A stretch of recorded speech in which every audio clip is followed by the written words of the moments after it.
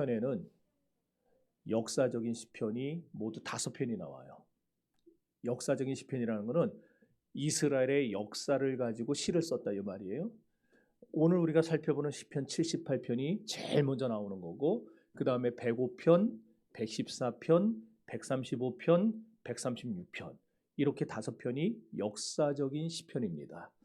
그럼 오늘 우리가 함께 은혜 받고자 하는 시편 78편은 이 역사적 시편의 첫 번째 시로서 이스라엘 백성들에게 역사를 가지고 너희는 이 역사를 통해 이러이러한 것을 배워라, 이렇게 살아라, 즉 생활의 교훈을 주기 위해 기록한 시편이에요. 오늘 본편은 역사 속에 나타난 이스라엘의 발자취를 살펴보면서 우리 그리스도인은 어떻게 살아야 할 것인가, 오늘의 성도들이 추구해야 할 하나님과의 마땅한 관계를 제시해 줍니다. 우리가 지난번 살펴본 77편과 마찬가지로 이 78편도 아삽의 후손들이 쓴 시죠. 오늘 본편은 2가지를 말해줘요. 첫째는 하나님의 구원의 은혜를 받고도 끊임없이 반역하고 끊임없이 곁길로 나가는 이스라엘 백성들의 불순종을 고발합니다. 또 하나, 둘째는 그럼에도 불구하고 하나님은 자기 백성들을 여전히 그리고 기필코 거룩한 자리로 다시 불러주시고 또 붙들어 주신다는 그런 은혜의 내용을 우리에게 소개해 주고 있습니다. 그렇습니다. 이렇게 시편 78편에는 하나님의 공의와 하나님의 사랑이 여실하게 드러나고 있는 거예요. 다른 말로 하면은 이것이 바로 십자가의 정신이죠. 십자가가 뭡니까? 우리의 죄로 인해 우리가 죽어야 되지만 우리가 죽는다고 하나님의 공의를 만족시켜 줄 수가 없어요. 그래서 그 공의를 만족시키기에 예수께서 우리 죄를 대속하시고 대신 지고 십자가에서 죽어주신 것, 그 하나님의 공의죠. 그리고 하나님의 사랑, 그 2가지가 십자가에 나타난 정신입니다. 오늘 시편 78편이 바로 그런 십자가의 정신을 보여준다는 거예요. 아울러서 아까도 말했지만은 오늘을 살아가는 우리 성도들에게 너희는 패역한 이스라엘 백성들의 전철을 좀 밟지 말아라, 하나님 중심으로 살아가라, 이 사실을 교훈해주고 있는 거예요. 이걸 머리에다 집어넣고 1절부터 8절까지를 다시 한번 읽어봅시다. 시작.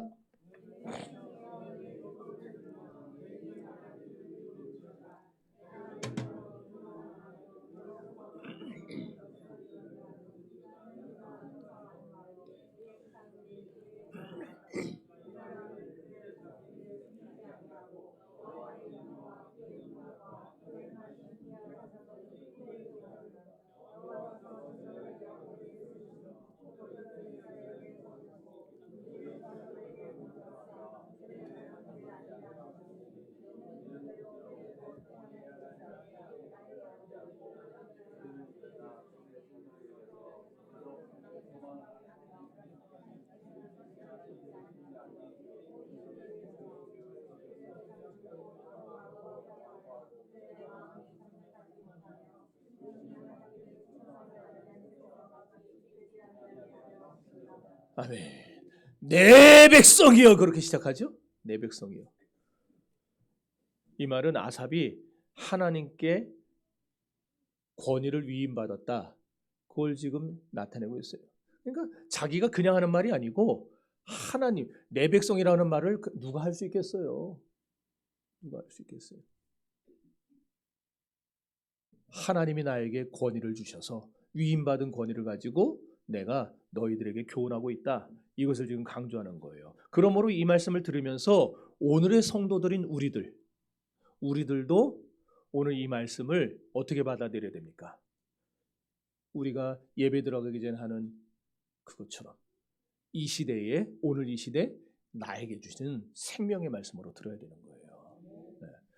또 그리고 여기 1절부터 8절까지 읽으셨는데 거기 보면 율법이 나왔고 내 입의 말이 나왔고 비유가 나왔고 감추었던 것들이 나왔어요. 요 4개는 다 똑같은 말이에요. 동의어예요, 동의어. 자, 그렇다면은 아삽은 이 시편 78편을 왜 기록했냐? 첫째는 감추어져 있던 것을 드러내려고 기록했어요. 2번째는 백성들과 함께 하시면서 백성을 축복하시고 징계하시고 사랑하시는 하나님의 기이한 사적, 하나님의 역사죠. 그것을 후대에 전하고 가르치려고 기록을 했어요. 셋째는 조상들의 잘못을 따라가지 말라. 조상들의 잘못이 이러이러한 잘못들이 있다고 쭉 얘기를 해주는데 이런 잘못들을 너희는 따라가지 말라. 그걸 권면하기 위해서 본편을 기록했다라는 거예요. 결국 시편 78편은 하나님은 어떤 분이냐를 말하고 있는 거죠. 하나님은 어떤 분입니까? 이스라엘 백성들에게 지난날 베풀으셨던 하나님의 사랑과 하나님의 공의와 하나님의 놀라운 은혜를 가르쳐주면서 바로 우리가 믿는 하나님이 이런 하나님이다. 이걸 보여주고 있는 거예요. 이게 8절까지의 내용 전부예요. 그럼 8절까지의 내용이 우리에게 주는 교훈이 뭐냐? 우리가 알든 모르든 간에 인정하든 안 하든 간에 하나님은 우리의 삶에 역사하십니다. 하나님은 우리의 인생의 모든 앞날, 우리의 과거와 현재와 미래의 모든 역사에 하나님은 개입하십니다. 그러니 그런 하나님을 기억하고 살라 이 얘기예요. 여러분 하나님 잊지 마세요. 지금 내가 힘들고 어렵고 안 되고 뭐 자꾸 넘어지고 그 삶의 현장 속에도 하나님은 들어와 계십니다. 그걸 기억하면 결국 어떻게 됩니까? 이 시대를 살아갈 때에 내가 안 된다고 낙심치 않고 힘들다고 포기하지 않고 내 삶에 오묘하게 역사하시는 하나님의 뜻에 따라서 내가 하나님을 붙잡고 살아가야지. 이걸 깨닫게 되는 거예요. 바로 이것을 오늘 시편 78편이 교훈해주고 있다 이 얘기입니다. 그런 다음에 이 교훈을 전제로 해서 이제 9절부터 72절까지가 기록이 된 겁니다. 이스라엘의 역사가 이제 나오고 있어요. 자, 이제 한번 9절을 다 같이 읽어봅시다.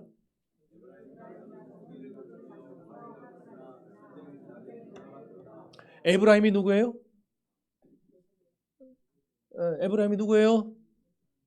예, 야곱의 11번째였던 요셉의 두 아들 중 하나죠. 둘째죠. 둘째. 요셉이 애굽의 제사장이었던 보디베라의 딸 아스낫과 결혼해서 두 아들을 낳았어요. 하나는 므낫세, 또 하나는 에브라임. 자, 그런데 야곱이 죽기 전에 내가 너의 아들에게 축복하겠다 그래갖고 두 아들을 데리고 왔거든요. 자, 그런데 이스라엘 사람들은요, 이 오른손을 권능이라고 생각합니다. 축복이라 생각해요. 그래서 이사야서에도 보면 주의 권능의 오른손으로 나를 붙드소서 그러잖아요. 그러니까 이스라엘 백성들은 이 오른손이 큰 축복의 능력이 있는 손이라고 믿고 있는데 야곱이 장남이 여기 섰고 차남이 여기 섰어요. 그러면은 이렇게 축복을 해줘야 되는데 이렇게 한 거예요. 그러니까 요셉이 아버지가 그렇게 하니까 조금 불편해요. 우리 장남이 복을 받아야 되는데 왜 차남한테 저럴까? 차남 여기 차남들. 차남들은 그 기분 알죠? 내가 하도 우리 형한테 내가 치고 살아갖고. 그랬더니 야곱이 뭐라 그럽니까? 나도 안다 그래. 나도 안다. 나도 얘가 장남인 거 안다. 그러나 하나님이 둘째를 축복하신다는데 내가 뭐라고 할 거냐? 그러면서 그냥 강행을 하죠. 중요한 거는 그 이후의 역사를 보세요. 자, 야곱의 축복을 받고 나서 분명히 므낫세가 형이었고 므낫세 지파도 큰 지파가 됐어요. 그러나 이스라엘 역사를 보면 모든 면에서 두각을 나타내고 이스라엘 민족을 이끄는 그런 앞장서는 지파가 누가 돼요? 에브라임 지파가 돼요. 하나님이 축복하시면 축복하는 대로 되는 거예요. 네. 그런데 여기 보면은 에브라임 자손은 무기를 갖추며 그랬단 말이에요. 9절에. 에브라임 지파가 여기서 지금 이스라엘 민족의 대표격으로 나오고 있는 거예요. 다른 지파 많지만 에브라임 지파를 대표격으로 등장시켰는데 근데 이 대표가 지금 뭐라고 있어요? 무기를 가지고 전쟁의 날에 물러갔대요. 이건 지금 이스라엘 역사 중에 뭘 말하고 있냐면은 길보아 산에서 블레셋과 전쟁을 벌이던 때에 사울은 죽고 이스라엘은 패배를 당하는 그 역사를 보여줍니다.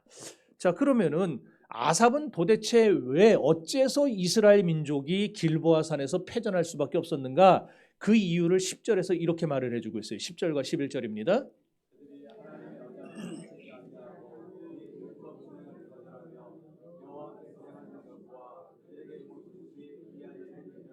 아멘.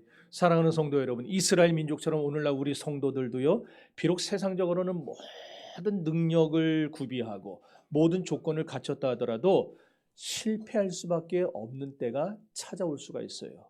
왜 그러느냐? 왜 우리가 모든 걸 갖추고도 실패하냐? 실력을 갖췄는데 왜 자꾸 안 되냐? 뭐 다 똑같은 건 아니지만 여러 이유들 중에 한 가지 이유는 하나님이 지난날 주셨던 은혜를 망각하고 살기 때문입니다.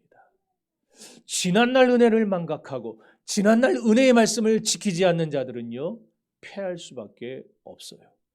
성도 여러분, 하나님의 은혜를 망각하는 것이 죄입니다. 내가 살인을 저지르지 않고 간음을 저지르지 않고 도둑질하지 않고 그러니까 나는 죄인이 아니야. 그게 아니고 하나님의 은혜를 망각하고 사는 게 죄예요. 그러면 도대체 이스라엘 백성들은 하나님께로부터 어떤 은혜를 받았고 하나님은 왜 그렇게 은혜를 망각하는 걸 싫어하시는가? 지난날 이스라엘의 선조들이 하나님께로 받았던 그 놀라운 은혜가 12절부터 34절까지 쭉 기록되어 나오고 있어요. 12절 읽어봅시다.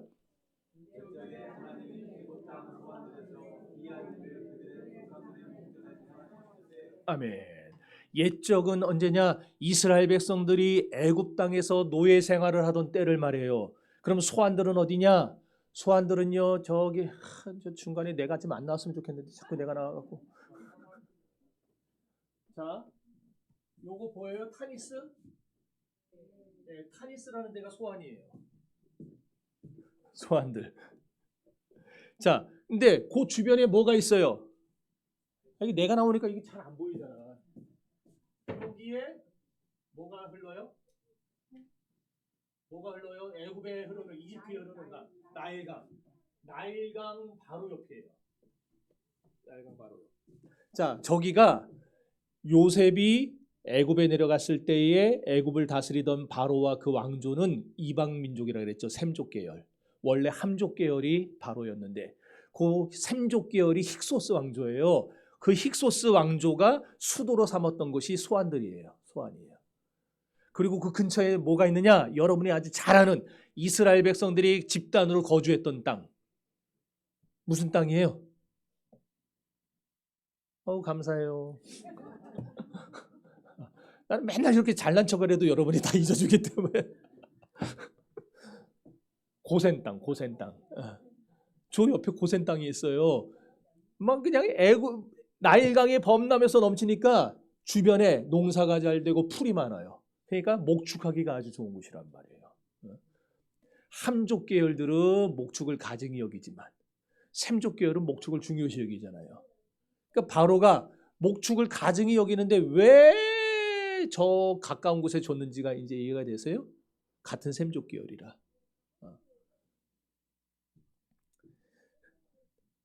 어렵습니까?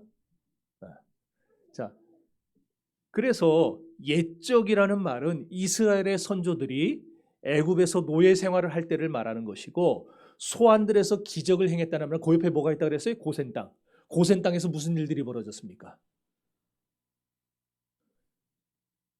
10가지 재앙에서 4가지까지가 거기서 일어나죠. 그죠? 이렇게 소안들에서 기이한 일을 행했다는 말은 결국 하나님께서 상상을 인간의 상상을 초월하는 기가 막힌 기적들을 행하셨다 그 말이에요. 그런 다음에 43절부터 시작해서 51절까지가 바로를 꺾기 위해 하나님이 애굽에 행하셨던 10가지 재앙, 즉 상상을 초월하는 기적의 내용들이 여기에 소개가 되는 겁니다. 43절에 보면은 물이 변하여 피가 되죠. 45절에 파리떼와 개구리떼가 나오죠. 46절에 황충떼가 나오고 메뚜기 재앙이 나와요. 그 다음에 47절에 우박 재앙이 나와요. 그러면서 51절에 클라이맥스로 뭐가 나오느냐? 드디어 모든 사람과 가축의 첫 장자, 첫 새끼, 이 장자를 죽이는 죽음의 재앙이 이제 등장을 하게 되는 거예요. 여러분, 이렇게 애굽에서 있었던 10가지 재앙을 통해서 하나님은요 이스라엘 민족을 노예로 삼아 억압하고 있던 애굽 사람들의 마음에 공포심을 불러일으켰습니다. 그러니까 애굽 사람들 마음에 이제 자연히 어떤 생각이 들겠어요? 재앙이 하나씩 진행될 때마다. 그리고 이제 10가지 재앙이 다 이루어졌어요. 장남까지 싹 죽었어요. 모든 가축의 첫 새끼가 다 죽었어요. 어떤 마음이 들겠어요? 이제 그런 생각이 들겠죠. 이야, 이젠 진짜 이스라엘을 내보내야겠구나. 이야, 더 붙잡아뒀다가는 뭔 일이 벌어질지 모르겠다. 두려워하지 않겠어요? 그런 다음에 하나님이 어떤 일을 행하시는가? 그 이후에 51절 이후에 보면은요, 어린 양을 죽여서 그 피를 문설주와 임방에 바르죠. 그리고 그 삶은 고기를 쓴나물과 무교병과 함께 먹게 하시는데 이때 참 독특한 차림을 가지고 그걸 먹게 하세요. 어떻게 그 유월절 음식을 먹게 하시죠? 어떤 모습으로? 성경 퀴즈 시간 아니에요. 자유롭게 대답하세요. 어떻게 하세요? 그렇지. 당장이라도 떠날 것처럼. 그러니까 어떤 옷차림이겠어요? 다 입었어요. 옷을. 외투까지 다 입었어요.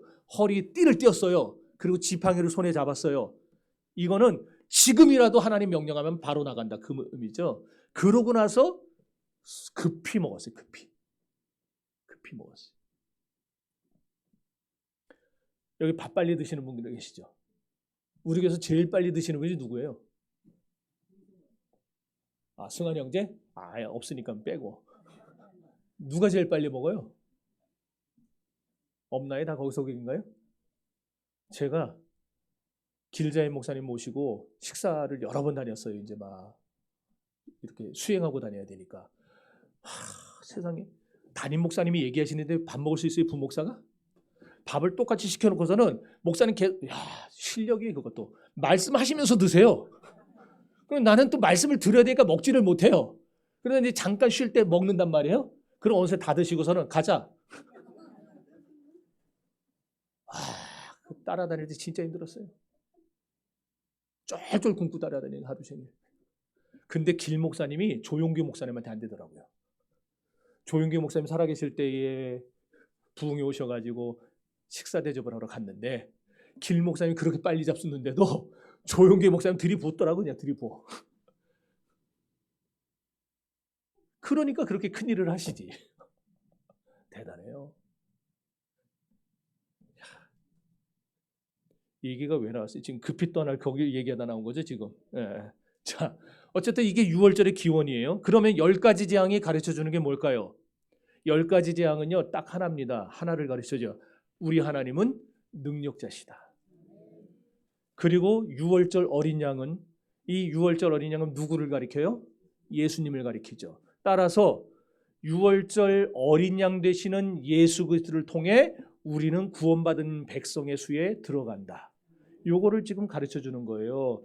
그러니까 지금 영적으로 보면은 죄와 사망에서 애굽에 노예되었던 이스라엘 백성들처럼 우리가 지금 다 마귀에게 종노릇하면서 죄를 먹고 마시고 있었거든요. 그런 때에 예수 그리스도를 통해서 우리가 구원받고 예수 그리스도를 통해서 그의 보혈로 우리가 하나님의 자녀가 되는 이것을 상징적으로 보여주는 내용이 바로 이 유월절 예식이라는 거예요. 자, 출애굽이라고 하는 게 애굽에서 나왔다는 말 아니에요?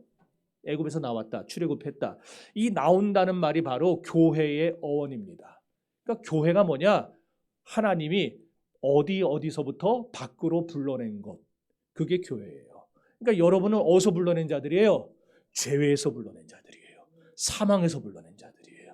하나님이 멸망당해 지옥 갈 수밖에 없는 그 자리에서 여러분을 선택하고 구별해서 불러낸 그게 바로 교회예요. 눈에 보이는 이게 교회가 아니고 지금 여러분들 그리스도의 보혈로 구원함을 받은 한 사람 한 사람이 모이는 여러분의 모임이 교회라는 거예요.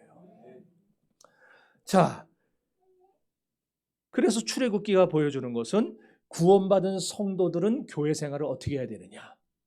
이거를 출애굽기가 쭉 보여주는 거죠. 자, 그래서 지금 애굽의 소환들에서 기이한 일을 보였다는 거 이게 뭐를 말한다고 했어요? 10가지 재앙을 통해서 애굽을 꺾으시고 유월절을 통해 하나님의 택한 백성을 구원하셔서 이스라엘 백성들이 애굽에서 구원받아 나오는 걸 강조하는 거라고 했어요. 이제 13절 읽어봅시다.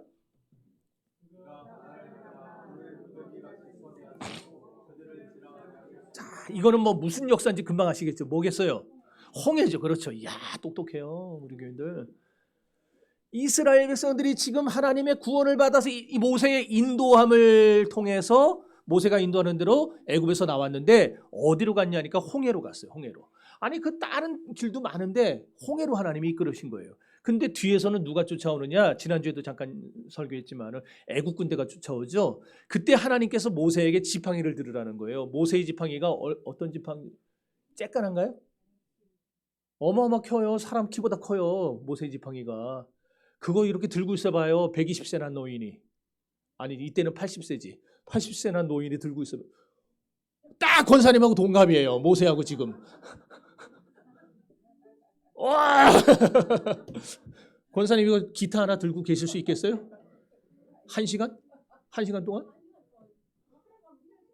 아니 하라고 하면 하는 게 아니라 들 수 있겠냐고요.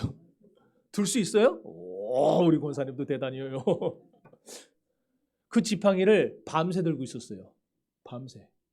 노인 팔 빠지지 않겠어요? 그런데 그렇게 밤새 모세가 순종하고 있을 때에 모세가 중간에 포기했어 봐요. 중간에 그런 생각 안 들겠어요? 에이씨 지가 하지 왜 나한테 하라 그래 이런 생각 안 들겠어요? 에?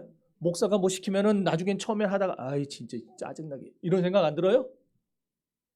야 우리 교인들은 진짜 다 성자예요 성자.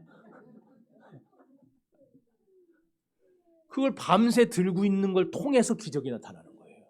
밤새 순종을 통해서. 하나님이 아라비아 사막에서 불어오는 동풍 시로코 바람입니다. 그 시로코 바람은 어떤 바람이냐면은 사막의 모래가 함유된 바람이에요. 모래 폭풍 아세요? 모래 폭풍. 그거보다는 덜하지만은 굉장히 덥고 습하고 뜨거워요. 그래서 이 중동에 사는 사람들 이렇게 얼굴을 다 가리잖아요. 그 모래바람 때문에.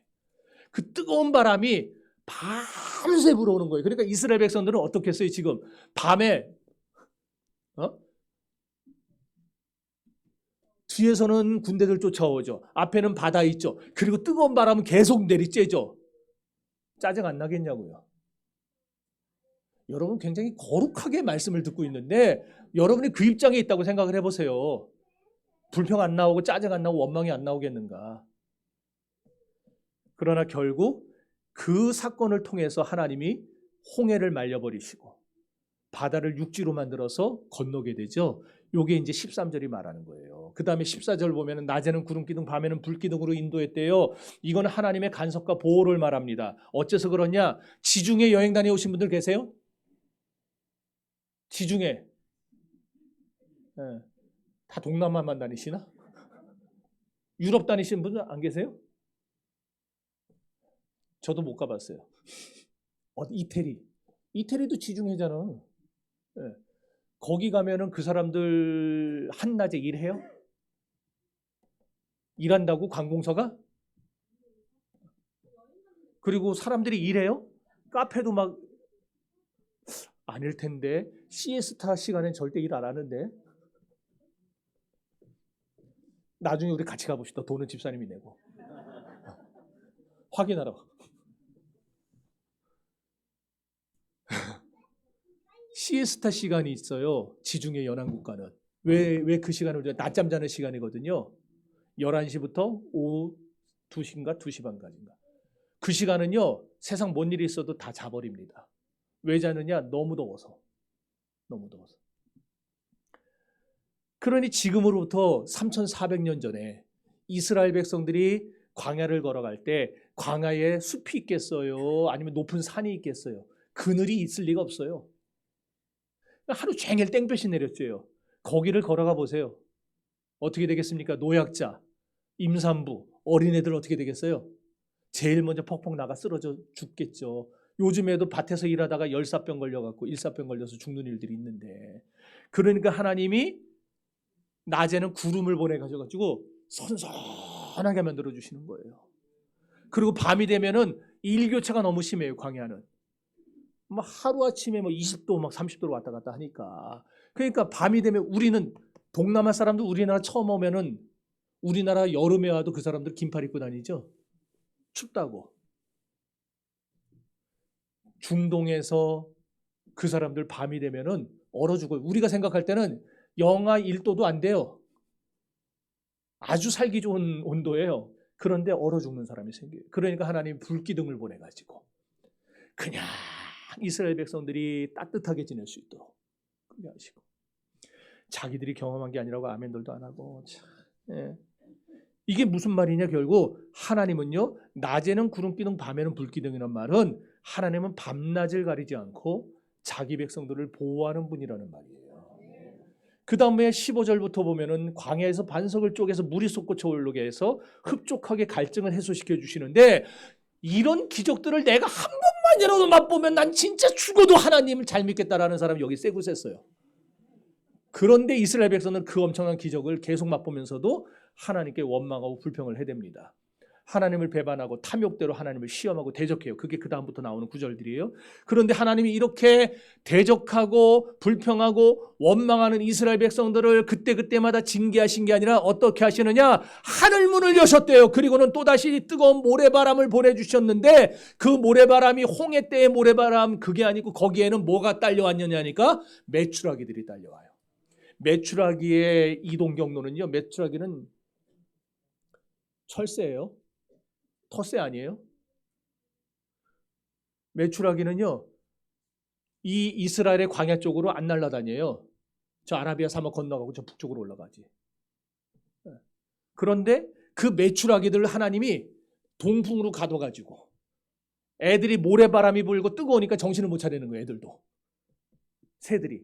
그래가지고 걔네들이 앞선 놈이 잘못 날아가니까 다 그 뒤를 따라가지고 어디로 와요? 광야까지 날아와요. 날라와서 힘이 다 떨어졌어요. 그러니까 뭘 하지도 않았는데 이스라엘 백성은 뭘 한 것도 아닌데 얘네들이 딱 이스라엘 백성을 있는 자리에 와가지고 하나님의 역사죠. 힘이 다 떨어지니까 거기서 그때 후두둑 떨어진 거예요. 비같이 내리셨다 그러죠. 양식을 비같이 내리셨다. 성지순례 갔다 온 분한테 들었어요. 네, 성지순례도 가봐야 되는데 메추라기 고기를 파는데 그게 둘이 먹다가 둘이 죽어도 모를 정도로 맛있대요. 먹어보고 싶어요.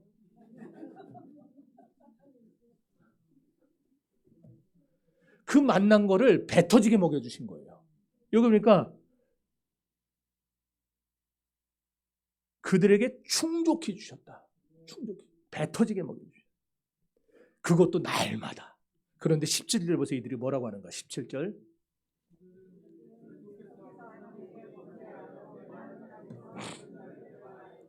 이게 정말 웃기는 인간들 아니에요? 아니 입혀줘, 먹여줘, 도와줘, 보호해줘 그렇게 다 해줬는데 이스라엘 백성들은 끊임없이 원망하고 끊임없이 불평했다는 거예요. 22절 보니까 하늘에서 내리는 만나와 메추라기를 먹고도 만족하지를 못해요. 이런 기이한 일들도 믿지를 못한 겁니다. 그래서 하나님이 어떻게 하는지 아세요? 34절.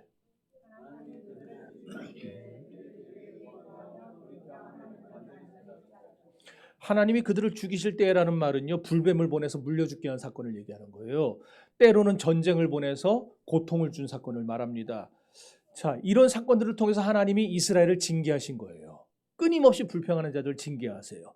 은혜를 주고 축복을 줘도 그 은혜와 축복을 받고 감사치 않고 도리어 그 마음이 허망하여져서 허탄한 것을 쫓으며 원망하는 간악한 이스라엘을 하나님이 심판을 하셨다는 거예요. 근데 중요한 거는 그렇게 심판을 받고 매를 맞으니까 이스라엘이 어떻게 해요? 하나님께 돌아오게 됐다는 거예요. 아까 우리가 읽은 게. 따라합시다. 그들이 그에게 구하며 돌이켜 하나님을 간절히 찾았다. 그렇게 원망하고 불평하고 뭐 저기 하던 사람들이 하나님이 한번 손대고 나니까 정신 바짝 차리고서는 하나님께 구하고 돌이켜서 하나님을 찾았다는 거예요.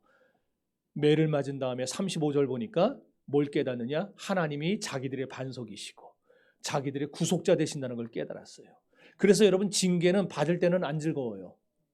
징계를 받을 때는 힘들죠. 아프죠. 그러나 징계를 받고 나면 유익인 게 바로 그런 이유입니다.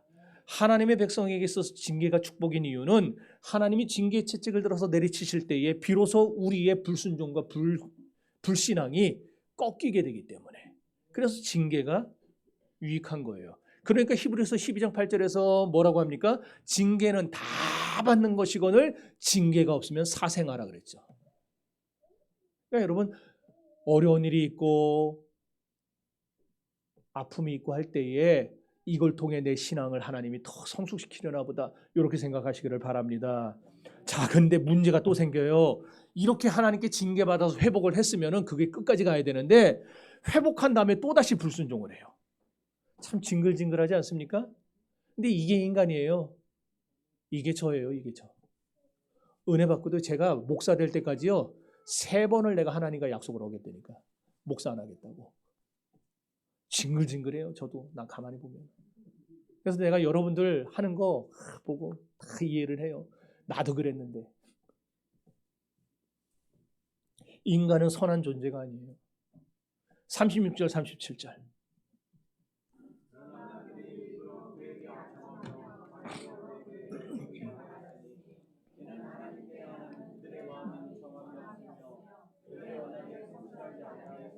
자, 그런 다음에 38절을 보면은요. 하나님은 긍휼로 그들의 죄를 덮었대요. 그래서 그들을 멸망시키지 않았어요.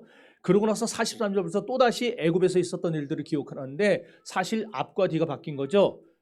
이게 앞에 나와야 되잖아요. 시간상으로는. 근데 뒤에다 놨어요. 그럼 아삽이 왜 순서를 바꿔놨는가? 애굽에서의 탐욕적인 모습을 버리지 못하고 잘못된 습관을 버리지 않으니까 그게 광야에서의 폐역으로 이끌어졌다는 걸 그걸 보여주려고 하는 거예요. 그러니까 여러분 뭔 말이에요? 옛습관, 여러분의 잘못된 옛습관, 여러분의 잘못된 탐욕의 모습 이거 그대로 가진 채 신앙생활을 하지 말라는 겁니다.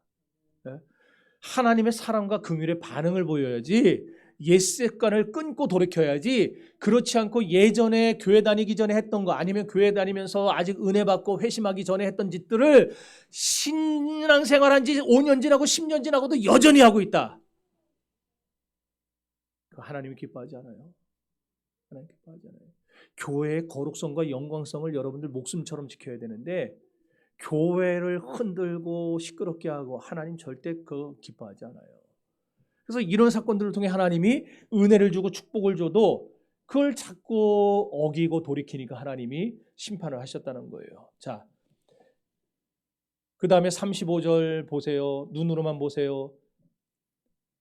이거 아까 했죠? 예. 그 다음에 52절 보세요. 52절 보면은 하나님이 자기 백성을 양같이 인도하셨다 그랬어요.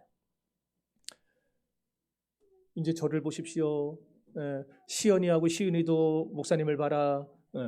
우리와 하나님과의 관계는요. 목자와 양의 관계가 될 때 가장 이상적이에요. 양은요. 아무리 길이 험난해도요. 아무리 길이 척박해도 아무리 앞에 목초지가 없고 물이 없어도요. 목자만 따라가면은 삽니다. 목자만 따라가면 살아요. 왜? 목자는 다 알거든요. 여기서 지금은 없어도 이 얼만큼 가면은 물이 있고 얼만큼 가면은 풀이 있고를 알아요. 그래서 목자가 자기 양 때 굶겨 죽이지는 않잖아요. 먹이려고 그러지. 그러니까 갈 때는 양들이 툴툴툴툴 거려요. 이러면서 가는데 가보면은 이때니까. 우리와 하나님과의 관계가 그런 거예요. 내 눈으로 보고 인간적인 생각으로 볼 때는 이해가 안 갈 때가 많아요. 왜 이렇게 힘들까? 왜 이렇게 안 될까? 왜 이렇게 나는 되는 게 없을까? 그러나 목자 되신 주님만 따라가다 보면은 우리 눈앞에 푸른 초장 맑은 시냇물가가 펼쳐지게 될 것입니다. 그러니 길 인도자 되시는 목자 하나님만 따라가는 저와 여러분 되시기를 주의 이름으로 축원합니다. 이렇게 해서 우여곡절 끝에 이스라엘 민족을 가나안 땅으로 들여보내셨어요. 55절 읽어봅시다.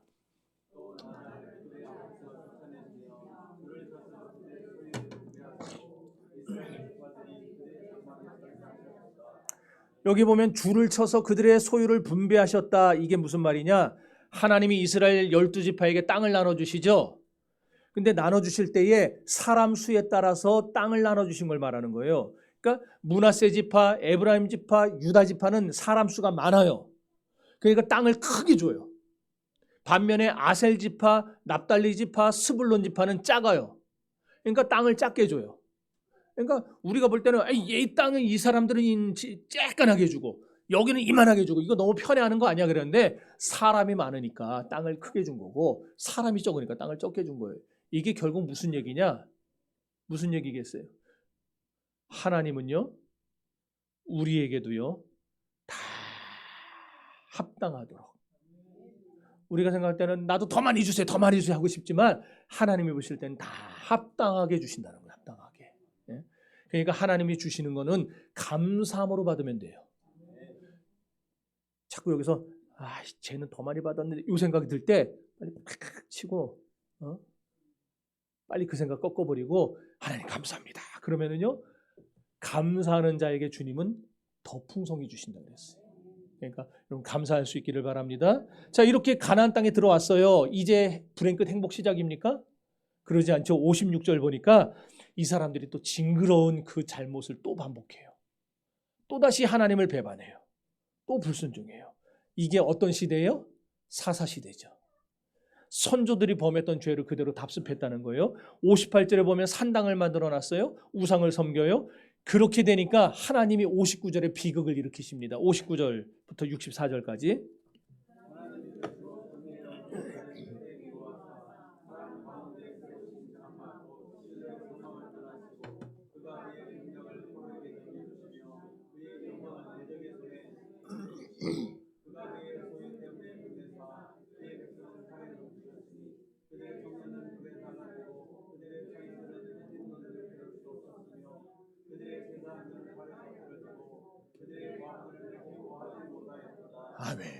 그러니까 맨 앞에서 하나님이 성막을 떠나버리셨대요. 자, 59절에서 실로의 성막을 떠나시고 그랬죠. 실로가 어디예요? 한번 보여줘 보세요. 자, 거기서 표시해 줘요. 실로. 지금 동그라미 이렇게 하고 있는 데가 실로예요. 자, 이스라엘 가나안 땅의 맨 중앙이죠. 에브라임 지파에 속한 땅이에요. 맨 한가운데 있어요, 실로가. 그러니까 어디서든지 쉽게 예배당을 찾아와라. 그래서 실로에다가 성막을 지어놨는데 사실 하나님이 실로에다가 세우려고 했던 건 아닌데 여호수아가 에브라임 지파가 힘이 강하니까 더군다나 지도자 노릇을 오래 했죠. 이스라엘 백성들을 이끌고 가나안 정복을 완성했잖아요. 그러니까 누가 에브라임에게 반기를 들겠어요? 여호수아에게 반기를 들겠어요? 그러니까 여호수아가 하나님의 성전을 사모하는 거예요. 저 성전을 내가 뺏기지 않았으면 좋겠다. 저 성전을 우리 지파가 영원히 소유했으면 좋겠다. 그래서 실로에다가 갖다 확 져버린 거예요. 그냥 성막을. 그러니까 자연히 성막이 져지니까 어떻게 해요? 제사장들은 거기로 가야죠. 그래서 저 실로에서 성막이 지어져서 제사장들이 저기서 섬기게 되는 게 언제까지 이어져요? 언제까지 이어져요? 네? 그렇죠. 사울 시대. 그러다가 다윗이 나중에 그거를 예루살렘으로 갖고 와버리죠. 예루살렘이 어디예요? 자기 지파 땅. 다윗도 성막에 대한 성전에 대한 열심히 타의 추종을 불하는 사람이었어요. 무슨 일이 있어도 나는 성전을 사모한다. 성전을 나는 붙들겠다. 이래가지고 성막을 자기 지파 땅 한가운데다 세워버린 거예요.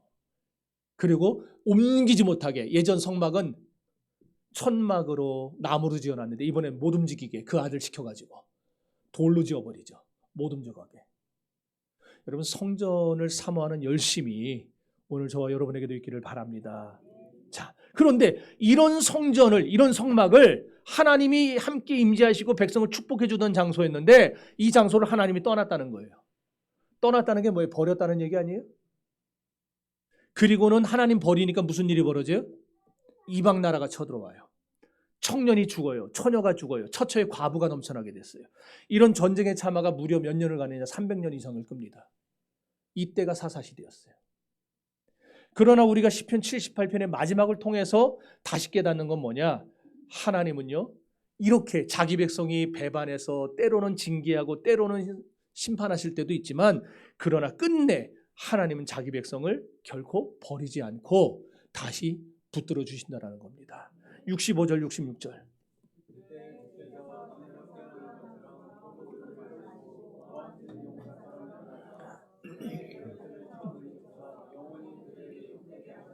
아멘. 자, 청년도 죽고 처녀도 죽는 비극의 시대에 하나님이 잠에서 깨셨대요. 우리가 한참 피곤하다가도 고속도로 막 달리다만 눈이 감겨요. 그래서 졸음쉼터에 잠깐 뉘어서 거기서 한 20-30분 자고 일어나면 어떻습니까? 개운해지죠? 힘이 생기죠? 잠깐 자도 그런데 지금 여기 보니까 하나님이 잠에서 깨어나셨대요. 그럼 잠에서 깨어난 하나님에게 힘이 있어요? 없어요? 힘이 있겠죠. 이렇게 힘 있는 하나님이 그 다음에 보면 용사처럼 일어났대요. 그러니까 하나님이 원래 힘도 있었는데 용사 같은 하나님이 일어나니까 어떻게 돼요? 대적들을 다 물리쳐 주시는 거죠. 여러분 지금의 어려움들을 하나님이 떨쳐 일어나시면은 다 물리치시고 해결해 주신 줄로 믿습니다. 67절 68절.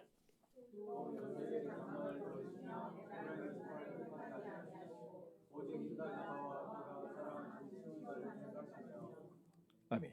이거는 이스라엘 나라가 둘로 갈라진 상황을 말해요.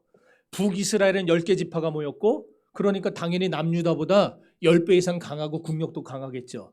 하지만 하나님은 교만한 북이스라엘을 버려요. 그리고는 보잘것없는 남한국 유다를 택하십니다. 그래서 북이스라엘은 멸망한 후에 혼혈 결혼을 통해서 지파도 사라지고 민족성도 사라져요. 없어져 버려요. 그냥 북이스라엘 민족 자체가 없어요. 지금 유다 나라에 가도 이스라엘에 가도요. 누가 시므온 집하고 누가 뭐예요? 납달리 집하고 루벤 집한지를 몰라요. 아예 없어져 버렸어요, 혈통이. 예. 그러나 유다 지파는 하나님이 순수성과 정통성을 지키게 해주시죠. 이게 결국 무슨 말이냐? 하나님이 택해 주시면 졸지 말고 하나님이 택해 주시면 지금은 작아도 반드시 크게 된다는 말입니다. 그러니까 여러분 작은 사람이에요? 큰 사람이에요? 여러분이 큰 사람이에요? 아, 하나님이 택해 주셨으니까 내 생각과 지금 반대의 답이 나와갖고 여러분은 좀 당황스럽네. 우린 작아요. 난 작아요. 우리 교회도 작아요. 여러분의 가정도 작고 여러분의 자녀도 작아요. 여러분의 자녀들보다 기깔나게 잘하는 애들이 세고 셌어요. 우리 회사도 작아요. 그러나 작디 작은 내 직장, 작디 작은 내 회사, 작디 작은 나와 내 자녀 별것 없지만 하나님이 택해 주시면은요 우리는 크게 될 겁니다.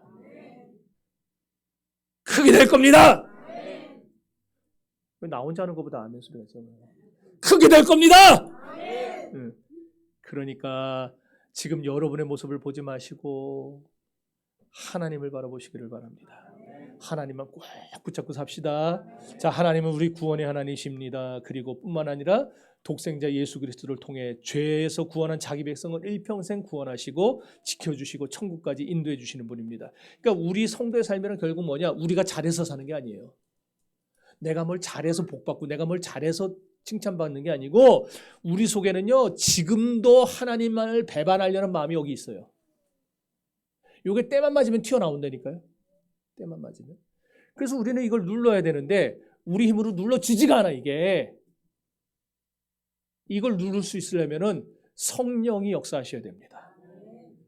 이 불순종의 죄가 시간만 맞으면 기어나오려고 그럴 때에 성령이 딱 그냥 방구를 딱 깔고 앉으신 것 같이 가만히 있어. 그럼 되는 거거든요. 이렇게 하나님의 성령에 붙들려 살아갈 때에 그것이 우리에게 행복입니다. 우리에게 행복이에요. 여러분 하나님은 자기 백성을 버리지 않아요.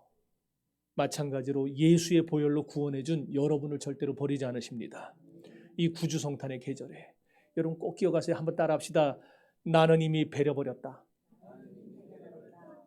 그게 뭔 소리입니까? 지금까지 설교한 거랑 틀린데 그럼 뭐가 배렸다는 걸까요? 여러분 지옥 가기는 배려버렸어요. 지옥 가기 배려버렸어요. 그러니까 여러분이 지옥 가기가 배려버렸으니까 얼마나 행복한 사람입니까? 그러니까 옆 사람 보고 한번 인사해 보세요. 난 참 행복합니다. 또 노래 소리가 들리네. 난 참 이러고 나오네. 당신도 참 행복해 보이시는군요. 예. 사랑하는 우리 더함 가족 여러분, 믿음으로 사십시오. 그것이 여러분에게 미래에 투자하는 삶입니다. 그것이 미래의 행복을 오늘로 끌어당기는 행복 연습인 줄로 믿습니다. 날마다 행복한 신앙생활하는 저와 여러분이 되시기를 주님의 이름으로 축원합니다. 다 같이 기도합시다. 이 시간